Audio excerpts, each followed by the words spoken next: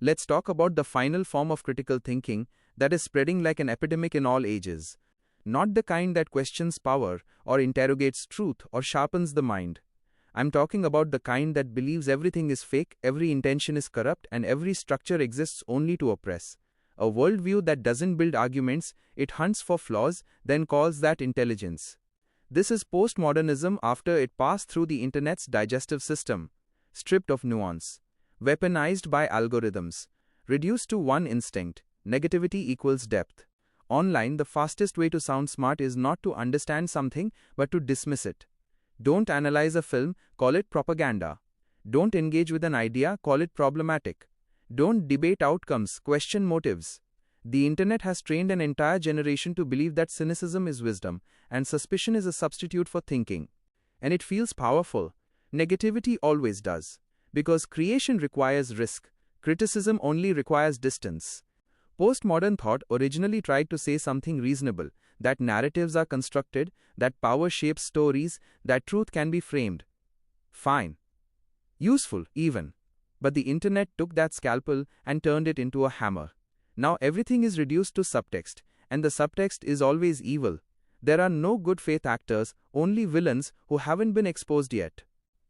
So we scroll, and we see through things, and mistaking distrust for insight, we feel enlightened. The problem is, this kind of thinking eats itself. If all narratives are lies, then so is the narrative that says all narratives are lies.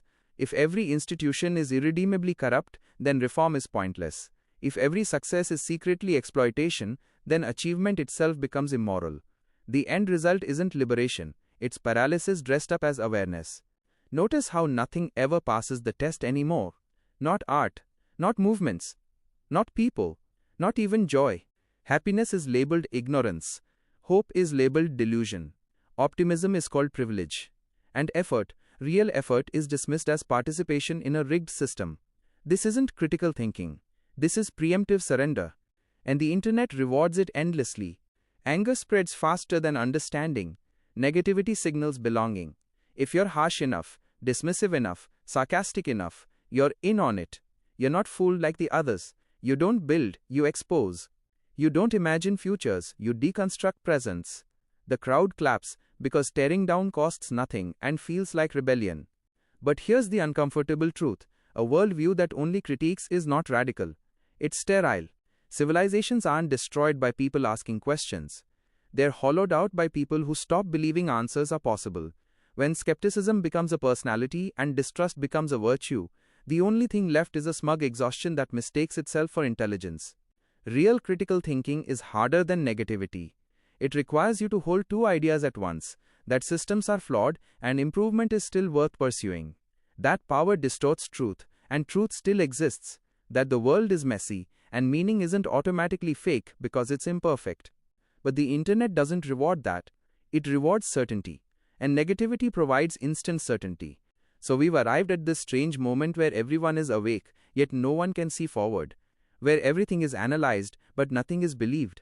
Where the loudest voices don't ask what should we do, but smugly say, this is why nothing works. And that, more than any ideology, is the real epidemic.